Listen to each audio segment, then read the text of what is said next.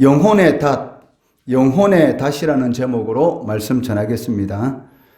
히브리서 기자는 오늘 이 본문 말씀에서 그 아브라함의 이야기를 하고 있는데, 이 아브라함의 이야기를 통해서 우리에게 하나님께서 하신 이 약속의 확실성에 대해서 말씀하고 있습니다. 아브라함의 생애를 한마디로 말한다면 점점 더 큰 믿음으로 나아가는 그 오래 참음에 대한 이야기다라고 할 수가 있을 것입니다. 우상 숭배에 빠져있던 이 아브라함을 하나님께서 약속의 땅으로 부를 때만 하더라도 아브라함의 믿음은 어떻게 보면 그 환경에 좌우되는, 즉 사람을 바라보는 그러한 연약한 믿음이다라고 할 수가 있을 것입니다. 아브라함은 이 가나안 땅에 도착했을 때에 하나님의 그 약속의 말씀을 의심함으로 인해서 이 가뭄이라는 그런 환경 때문에 그 믿음의 눈이 아닌 그 육신의 눈으로 이 가나안 땅을 바라보게 되었고, 결국 이 애굽 땅으로 내려가게 되었습니다.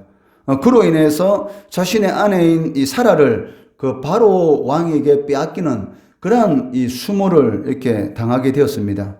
또한 내 씨가 내 상속자가 되리라라는 그 하나님의 약속의 말씀을 믿음으로 끝까지 바라보지 못함으로 인해서 결국 이 사라의 종인 그 하갈을 취함으로 인해서 이스마엘이 태어나게 되고, 지금까지 이 중동 지역의 이스라엘과 이 아랍과의 이 분쟁이 끊이지 않는 것을 볼 수가 있다는 것이죠.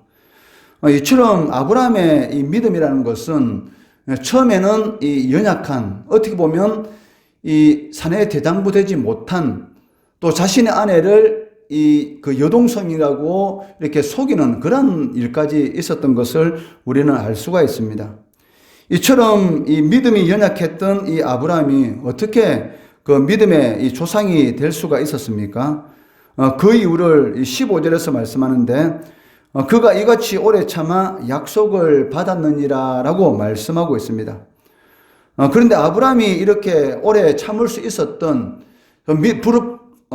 비록 이 믿음이 연약하고 그런 부족한 부분들이 있었지만, 그러한 가운데서도 아브라함이 이렇게 오래 참을 수 있었던 그 오래 참음으로 인해서 하나님의 이 약속을 이렇게 받게 되는데, 이렇게 오래 참을 수 있었던 그 근거, 즉 약속을 받을 수 있던 그 근거가 무엇이냐면, 그 히브리서 기자는 그것을 아브라함에게서 찾는 것이 아니고 그 하나님께로부터 찾고 있다는 것입니다. 13절, 14절 말씀해 보시면, 하나님이 아브라함에게 약속하실 때에 가르쳐 맹세할 자가 자기보다 더 큰 이가 없으므로 자기를 가리켜 맹세하여 이르시되 내가 반드시 너에게 복주고 복주며 너를 번성하게 하고 번성하게 하리라 하셨더니라고 말씀하고 있습니다. 여기 하나님께서 이 자기를 가리켜 맹세하였다라는 것은 그 모든 논쟁의 종지부를 찍는다라는 그런 이 의미를 가지고 있습니다. 그리고 이를 16절 하반절 말씀해 보시면 모든 일의 최후 확정이다라고 말씀하고 있는데, 이것은 이 하나님께서 당신의 이름을 가리켜 맹세한 이런 모든 이런 약속들은 절대로 확실하다, 즉 변함이 없는, 반드시 이루어진다라는 그런 이 의미를 가지고 있다는 것입니다. 그 하나님보다 더 위대한 존재가 어디 있습니까?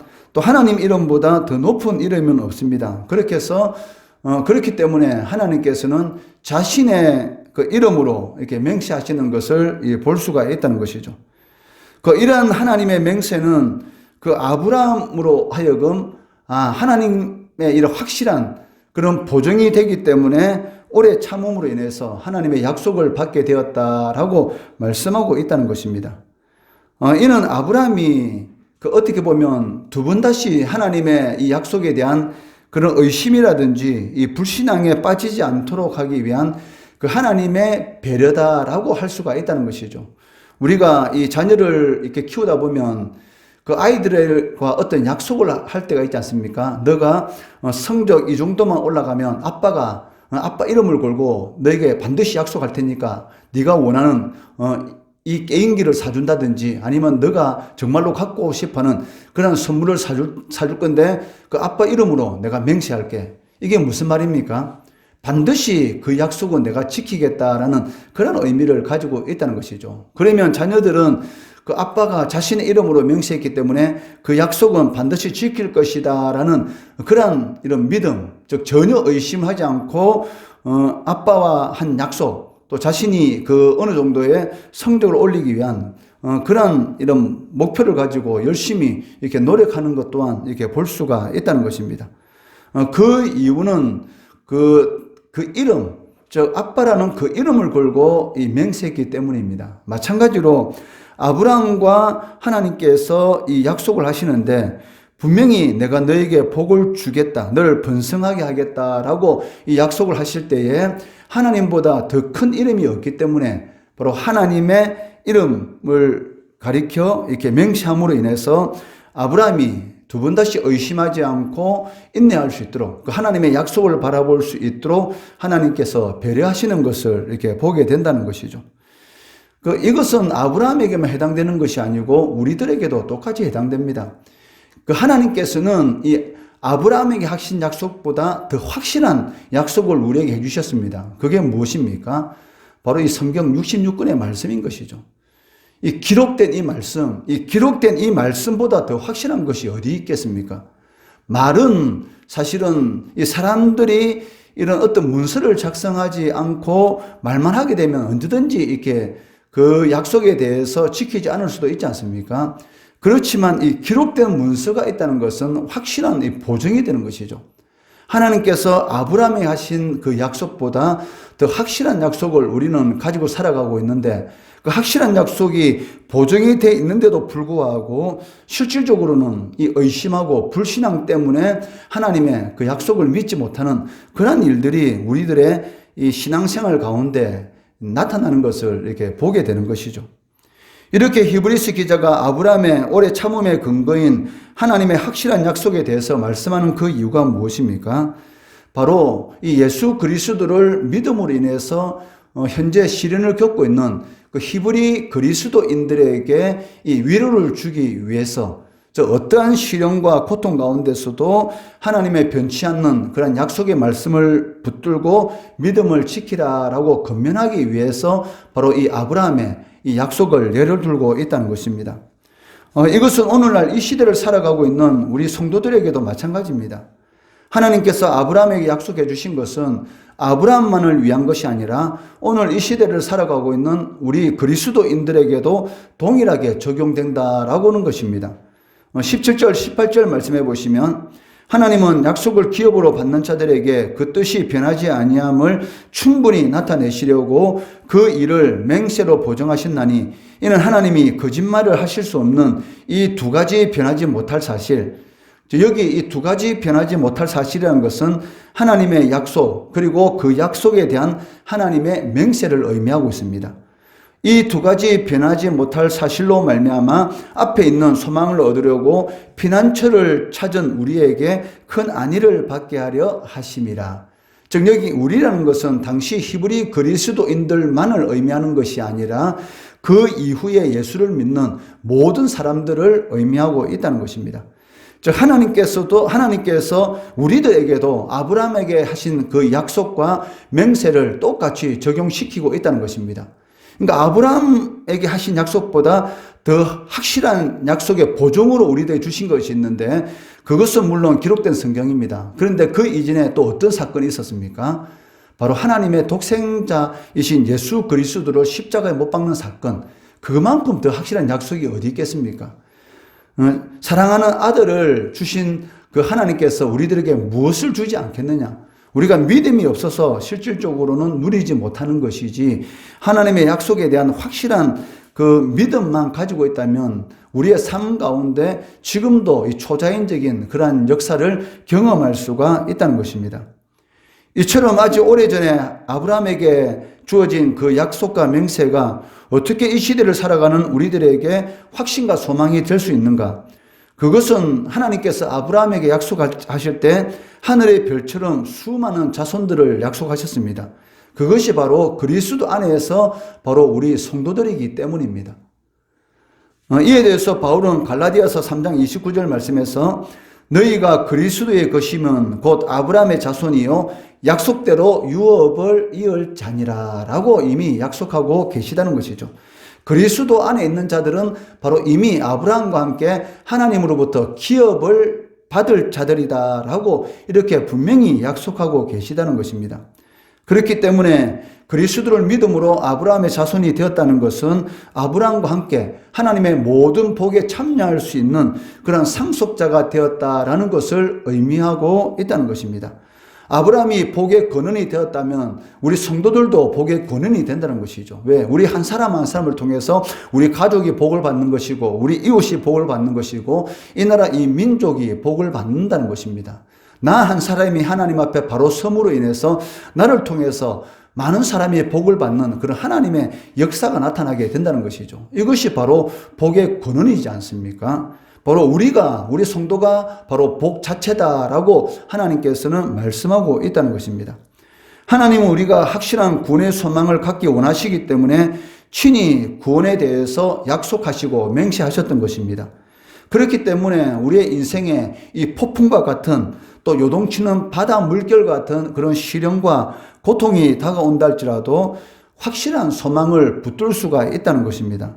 이를 19절 20절에서 말씀하는데 19절 20절 말씀해 보시면 우리가 이 소망을 가지고 있는 것은 영혼의 닭 같아서 튼튼하고 견고하여 휘장 안에 즉 지성소 안에 들어가나니 그리로 앞서가신 예수께서 멜기세덱의 반차를 따라 저 멜기세덱의 반차를 따른다는 것은 그 육신적인 그러한 이 아론의 이런 그 반차같이 이런 육신적인 계통이 아니라 그 하나님의 약속의 말씀을 믿는 그런 믿음의 계통 즉 영적인 이러한 계통을 따라서 영원히 대제사장이 되어 우리를 위하여 들어가셨느니라. 즉 멜기세덱의 반차 하나님의 약속을 믿는 그 믿음을 따라서 영원히 대제사장이 되어 우리를 위하여 들어가셨느니라 라고 말씀하고 있다는 것입니다. 저 거대한 폭풍이 치고 이런 요동하는 바다 물결 가운데서도 이 배가 이 바다 위에서 이런 고정되어 있는 그 이유가 무엇이겠습니까? 바로 이 무거운 닷이 이 배 아래에 내려가 있기 때문인 것이죠. 그 닷이 배를 튼튼하게 고정시키고 있기 때문에 어떠한 이런 요동치는 그 바다 물결 가운데서도 배가 안전하게 그렇게 그 자리에 서 있을 수 있다는 것입니다. 마찬가지로 그 하나님께서는 변치 않는 그런 맹세로 이 보증하신 이 약속을 통해서 우리의 구원도 흔들림이 없다는 것입니다. 어떠한 이 죽음이라도 하나님의 사랑에서 우리를 갈라놓을 수가 없다는 것이죠. 왜? 하나님의 독생자 예수 그리스도께서 우리들을 위해서 십자가에 못 박혀 돌아가셨기 때문에, 즉 다르게 표현한다면 하나님께서 못 박혀 돌아가셨기 때문입니다. 우리의 구원의 확신한 보증을 위해서 하나님께서 육신의 몸을 입고 오셔서 하나님이 십자가에서 직접 이렇게 돌아가심으로 인해서 하나님의 이 구원의 이 흔들림이 없이 확실하다는 것을 알 수가 있다는 것입니다. 이 닷이라는 것은 안전을 나타내는 그런 확실하고 이런 그 친숙한 상징적인 그런 의미를 가지고 있습니다. 그렇지만 본문 19절 말씀해 보시면 그냥 닷이 아니고 무슨 닷입니까? 이 영혼의 닷이다라고 이렇게 말을 하고 있는데 이것은 특별한 의미가 있습니다. 그 배를 고정시키는 모든 닷들은 어디 속으로 들어갑니까? 이 바다 물속으로 들어갑니다. 그렇지만 영혼의 닷은 어디로 올라갑니까? 하늘로 올라간다는 것이죠. 즉 영혼의 닷이라는 것은 하늘에 이 고정되어 있다라고 말을 할 수가 있다는 것입니다. 즉 우리 소망의 닷은 이 지성소 안에 들어가 있다라고 말씀하고 있기 때문에 그 소망의 닷은 영원히 안전하다. 즉 다른 말로 말하면 그리스도인들이 하늘의 소망을 두고 살아갈 때 이 구원의 확신을 가질 수가 있고 또 하나님이 주시는 그러한 이런 안정된 어떤 상황 가운데 있더라도 흔들리지 않는 요동하지 않는 그런 안전한 그런 샬롬의 삶을 살아갈 수 있다라고 말씀하고 있다는 것입니다. 그러니까 우리의 영혼의 닷은 이 하늘에 있습니다. 바울은 이것을 우리의 시민권이 하늘에 있다라고 이렇게 표현하고 있는데 이 말의 의미가 무엇이겠습니까? 성도들은 하늘의 소망을 두고 살아갈 때만이 이 배의 닻이 배를 안전하게 고정하는 것처럼 우리의 삶이 가장 안전할 수가 있다는 것이죠.